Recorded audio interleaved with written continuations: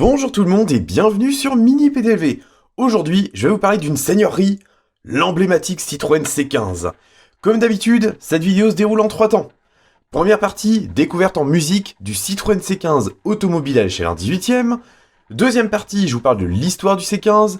Troisième partie, on décortique la miniature. Est-ce que ce C15 exclusif au 1/18e tient ses promesses? C'est ce qu'on va découvrir. On commence en musique, go!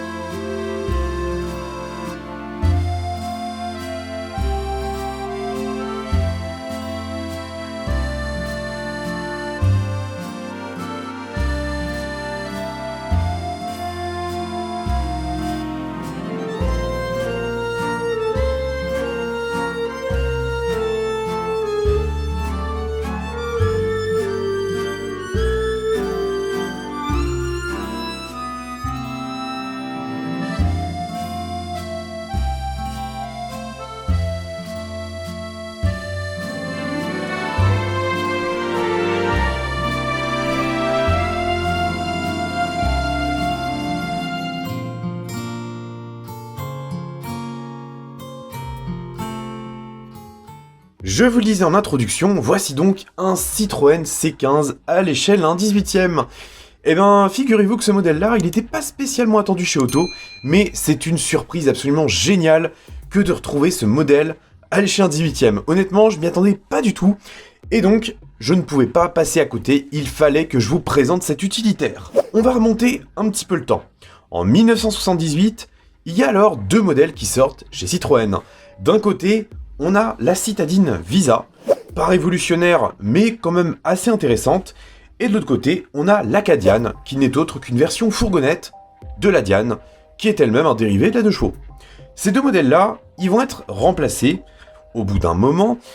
Et figurez-vous que du côté des utilitaires, la Cadiane va être remplacée par le C15. Le C15, il a un nom qui peut surprendre un petit peu, mais qui s'explique très facilement. Le C, parce que c'est une Citroën, et le 15, parce que ça correspond tout simplement au PTAC, c'est-à-dire le poids total autorisé en charge de notre bon vieux C15, en l'occurrence 1,5 tonne. Ouais, c'est quand même pas mal. Le C15, il est commercialisé dès 1984, et il repose justement sur une base de Visa, un modèle qui est alors commercialisé depuis 6 ans, et figurez-vous que toute la partie avant du C15, c'est une Visa. À l'arrière, on a une cellule assez classique malgré tout, et qui donne un profil assez atypique au C15, avec véritablement une partie poste de conduite et moteur, et à l'arrière, une cellule. Figurez-vous que le C15, ça a été un modèle qui a beaucoup plu, notamment parce qu'il disposait d'un plancher plat. En effet, Citroën a eu la bonne idée d'implanter un train arrière assez novateur, qui repose sur des ressorts hélicoïdaux, et des amortisseurs qui sont quasiment à la verticale, on peut les voir ici. En fait, ça permettait justement d'avoir un plancher de chargement, un seuil de chargement qui était relativement bas, ce qui fait que c'était particulièrement intelligent, notamment pour les artisans qui ont clairement adoré le C15. Ce modèle-là, il est donc commercialisé dès 1984, et il a connu 2 restylages qui ont permis au C15 de perdurer jusqu'en 2006. Oui, 22 ans de carrière, c'est pas loin d'être un record. À l'époque, lorsqu'il est sorti, le C15 est donc commercialisé en modèle phase 1, et à l'époque, il ne dispose que d'une seule porte à l'arrière, comme ça. Peu de temps après, la société Enac a proposé justement un nouvel arrière possible, composé de 2 portes avec 2 petits battants. Et bien figurez-vous que Citroën a décidé d'implanter ça en série quelques années plus tard, ce qui était quand même plus pratique et ça permettait d'avoir justement un accès plus simple. Divers dérivés ont eu lieu pour le C15. Il y a notamment eu des versions pick-up, des versions rallongées, des cabines approfondies et même des versions familiales. Tout ça a contribué à faire du C15 un véhicule vraiment incontournable, même si le public visé, c'était avant tout les professionnels. Parce que oui, il y en a beaucoup qui ont adoré le C15. Et il n'y a pas eu que les professionnels, il y a aussi eu les chasseurs. Figurez-vous que le C15 est même devenu une sorte de véhicule emblématique au même titre que le Multipla, mais dans un registre un peu différent. D'ailleurs, petit clin d'œil à nos collègues de la sottiserie qui ont érigé le C15 en véritable monument. D'ailleurs, j'en profite pour parler un petit peu de leur livre. Alors, ce n'est pas du tout un placement, je n'ai pas été payé pour en parler, mais leur BD est vraiment génial. Et en couverture, on peut notamment retrouver le C15. C15 qui dispose bien sûr d'un chapitre qui lui est dédié. Enfin, si vous aimez bien rire, si vous aimez bien l'humour, si vous aimez bien les véhicules qui changent un peu et apprendre un peu pas mal de trucs, sur la campagne notamment et un peu tout, eh ben, je vous invite vraiment à acheter cette BD. Elle est vraiment très cool, elle est superbement bien mise en page. Il y a un chapitre dédié à l'emblématique C15. Enfin bref, vraiment, c'est un incontournable. Si vous voulez, je vous mets un lien en description pour passer commande. Allez, on reprend sur notre bon vieux C15. Cet ami des chasseurs, il a donc connu un succès assez fou. Il faut dire que tout du long de la carrière du C15, la marque Chevron a proposé des moteurs assez surprenants.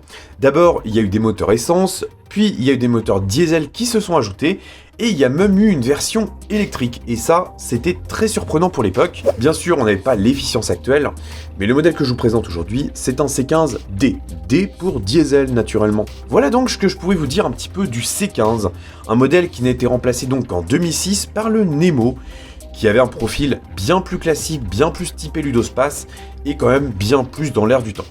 Aujourd'hui, que reste-t-il? Eh bien le C15, c'est un véhicule qui est très recherché sur le marché de la seconde main. C'est un véhicule qui est d'une fiabilité extrême, qui peut endurer pas mal de trucs, notamment reculer sur des bottes de paille. Vraiment, si vous cherchez un utilitaire rustique et durable, il ne faut pas chercher trop plus loin, le C15 est fait pour vous. Maintenant, intéressons-nous de plus près à la miniature. Car oui, Automobile, c'est le fabricant qui s'est décidé en premier à produire le mythique C15. Comme d'habitude, découverte au smartphone. Alors, le C15, c'est avant tout une gueule de Visa qui a été un petit peu revisitée, mais globalement, tout est là.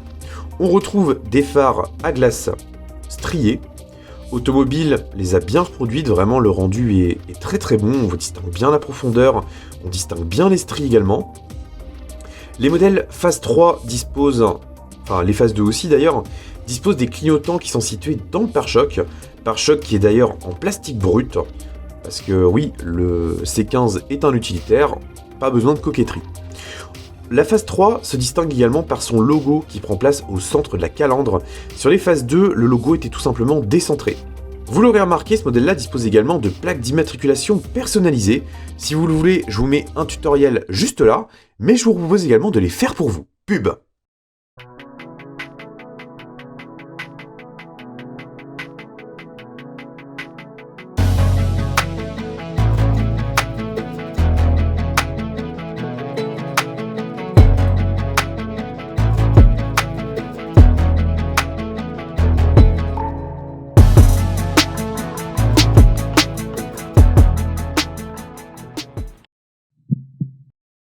Si on continue au niveau de l'avant, on remarque qu'Automobile a bien travaillé, on retrouve bien la calandre avec ses différentes aérations à plusieurs niveaux, les baguettes sont bien reproduites, les ajustements sont plutôt bons, et la mise en peinture, dans l'ensemble, elle est quand même très bonne.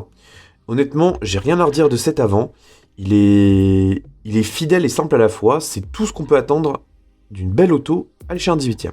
Alors bien sûr, on est sur une miniature en résine, il n'y a donc pas d'ouvrant, c'est un petit peu dommage, mais c'est le jeu. Mais toujours est-il qu'on a une qualité de reproduction qui est vraiment bonne. Alors quand je vous disais que le C15 a été construit quand même à l'économie, ça se vérifie notamment puisqu'au même titre que la Visa, il dispose d'un unique essuie-glace avant, qui balaye en fait d'un côté et de l'autre. La reproduction de ce dernier est plutôt bonne, on est sur un bon niveau de finesse. Je réitère ce même compliment au sujet de l'antenne, qui est également très fine et très réaliste. Au niveau de l'aile avant, trop rien de spécial à en dire, mais Auto s'est bien débrouillé. On perçoit bien les différents niveaux et les différentes séparations entre panneaux de carrosserie. C'est très sympa.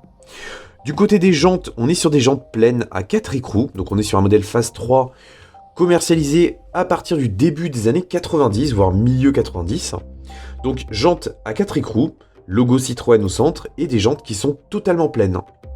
Au moins, ça permet d'avoir des jantes quasiment tout le temps propres. Les portes sont également plutôt bonnes, on a des rétroviseurs qui sont très fins, les pattes sont vraiment très bien reproduites, c'est très sympa. On a quelques petits ébavurages de peinture, mais honnêtement, ça se voit vraiment quand on zoome très fortement, sinon ça ne se perçoit pas. Toujours est-il que voilà, on a un profil qui, je trouve, est très réussi. La mise en peinture est également bonne. Alors bien sûr, on a un petit peu de peau d'orange, mais les originaux en ont aussi, donc honnêtement, je trouve que c'est parfaitement adapté. Les vitres sont plutôt bonnes aussi, les reflets sont globalement corrects. On retrouve également des poignées de porte qui sont plutôt fines, et une cellule arrière qui est également sympa. Alors bien sûr, on retrouve des vitres sur les côtés. Certains C15 allongés disposaient même d'une porte côté droit. Alors pas coulissante, mais qui s'ouvrait comme une porte traditionnelle. Notre exemplaire là, c'est la version la plus classique possible du C15, donc nous n'avons pas de porte latérale à l'arrière.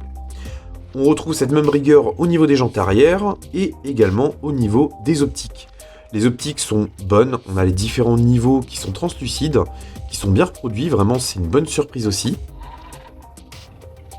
On distingue également la ligne d'échappement, qui a un des bords qui sont plutôt fins, qui est creusé en son centre, donc ça aussi c'est une très bonne surprise. Le logo C15D qui apparaît là, et de l'autre côté, on a naturellement le logo Citroën. C'est plutôt pas mal, on a donc la double porte qui est proposée sur quasiment tous les modèles Phase 3. Ça, c'est pas la caméra de recul, c'est simplement l'éclairage de la plaque. Donc là encore une fois, on est sur quelque chose qui est très bon. J'en ai pas parlé juste avant, mais on a également les charnières qui ont été reproduites. Et ça, c'est sympa, parce qu'à l'époque, on n'était quand même pas dans cette quête du il faut tout masquer, il faut que tout soit épuré. Non, le C15 c'est un véhicule utilitaire, donc il s'assumait pleinement en tant que tel. Et je trouve que ça contribuait quand même beaucoup à son charme. Pour le reste, on est vraiment sur une miniature qui rend bien. Vraiment, on a un rendu général qui est très bon. On a beaucoup de détails, on a vraiment tous les volumes qui ressortent bien. Vraiment, je suis très agréablement surpris par ce modèle-là. Je ne lui ai pas trouvé de défaut majeur, en fait, parce qu'il est juste homogène et bien reproduit. On voit bien que les équipes se sont cassées la tête. Et honnêtement, je trouve ça génial que Auto nous propose un modèle aussi décalé. À l'échelle d'un 18ème, vraiment, c'était assez inespéré. Mais au même titre que le Multipla, c'est vraiment un modèle qui plaît beaucoup. Et je trouve ça génial de l'avoir. Maintenant, on va passer un petit peu à l'intérieur. Alors, une fois n'est pas coutume, nous allons commencer par l'arrière. L'avantage de ce modèle-là, c'est qu'il dispose de larges parties ouvrantes, donc on peut assez facilement percevoir l'intérieur. Donc l'intérieur, justement, on a une cellule relativement épurée. On perçoit la résine brute au niveau des parties hautes. On a des petits habillages latéraux. On a également un support derrière le siège conducteur. Bon, il n'y a pas spécialement de choses à voir, mais ceux qui aiment personnaliser leur miniature pourront s'en donner à cœur joie, parce que effectivement, il y a pas mal de potentiel. Alors, le modèle dispose également, on peut le voir là, d'un passage de roue qui est très important et qui n'est pas vraiment fidèle à la réalité. C'est un petit peu dommage, mais là encore une fois, Auto, ils ont des contraintes à tenir, donc s'ils ont fait comme ça, c'est que c'était la meilleure chose à faire. Donc, maintenant, si on passe au niveau de l'avant, il faut y aller très doucement parce que les rétroviseurs sont assez fragiles. Donc on retrouve bien les sièges emblématiques de notre C15 avec une texture biton. Ils sont globalement corrects dans leur présentation. Le C15 est une voiture basique, donc il n'y a pas d'immenses détails à découvrir. On a quand même les fermoirs de ceinture qui sont mis en peinture en rouge. Les ceintures de sécurité, je ne les distingue pas spécialement. La planche de bord paraît plutôt bonne, mais on va encore mieux l'apercevoir depuis cette fenêtre. Alors, le volant me semble assez bon aussi. Il dispose de sa double patte de fixation. On a des compteurs qui sont également imprimés, donc ça c'est pas mal du tout. Alors malheureusement, on a pas mal de reflets, donc c'est assez difficile pour moi de vous présenter la miniature aussi bien que ce que j'aimerais. Mais toujours est-il que on voit ce qu'on aimerait voir. Et tout semble plutôt pas mal reproduit. Est-ce qu'on va mieux percevoir de ce côté-là? Ma foi, oui. Alors, on distingue également qu'on a des aérations qui sont plutôt pas mal. Fond de compteur ici, les commodos sont bien présents aussi. La console centrale, eh ben, elle est plutôt pas mal aussi. On a les différents boutons qui apparaissent. La boîte à gants non fermante également. Le levier de frein à main avec la représentation des différents rapports. Ça, c'est génial de l'avoir aussi. Enfin, globalement, on est sur une pièce qui a été bien reproduite. Et surtout qui a un potentiel de personnalisation, si vous voulez vous amuser, qui est assez important. Donc maintenant, pour terminer, je voulais vous parler un petit peu du châssis. Parce que ce qui est génial, c'est qu'Auto, ils se sont bien cassés la tête. Alors, ils ont reproduit en fait les suspensions arrière. Alors ça a été bien sûr simplifié, mais on voit bien les ressorts qu'on pourrait imaginer là, et surtout les amortisseurs horizontaux. Et ça, je trouve ça très bien de les avoir reproduits également. La ligne d'échappement est simplifiée, mais honnêtement, ça va. Alors bien sûr, c'est un échantillon commercial, c'est-à-dire un modèle qui m'a été envoyé par Auto et qui n'est pas numéroté dans la série classique. Mais je vous rassure, si vous commandez le modèle, vous aurez le modèle numéroté et il sera en tout point similaire à celui que je vous présente aujourd'hui. Voilà donc ce que je pouvais vous dire un petit peu sur ce vaillant Citroën C15 à l'échelle 1/18e. Je réitère mes compliments à Automobile de nous proposer une miniature aussi décalée, aussi atypique et surtout aussi demandée à l'échelle 1/18e. Alors forcément, ce modèle référencé au T956, il a connu un immense succès. Aujourd'hui, il n'est malheureusement plus disponible sur le site d'Auto. Vous pouvez le trouver sur des sites de seconde main notamment, mais également chez quelques revendeurs. Si possible, je vous mets un lien en description pour que vous puissiez passer commande. Alors forcément, ce modèle-là va être un collector absolu, c'est une certitude. Donc les prix vont sans doute augmenter pas mal dans les mois et années à venir. Donc si vous voulez l'acheter, je vous recommande de ne pas trop attendre non plus. En tout cas, j'espère que cette petite vidéo vous aura plu. Personnellement, ça m'a fait extrêmement plaisir de vous présenter le bon vieux C15 à l'échelle 1/18e. Vraiment, je me répète, mais c'était inespéré de l'avoir à cette échelle. Donc vraiment, n'hésitez pas, il n'y a pas de mauvaise surprise sur ce modèle-là. Il n'a pas de défaut majeur, il est juste bien reproduit, fidèle. Et on voit qu'Auto s'est vraiment amusé à le faire et ça fait super plaisir à voir. Bon, sur ce, je ne vous retiens pas plus longtemps. Prenez soin de vous et de votre famille, conduisez pas comme des pirates, surtout en ville. Salut!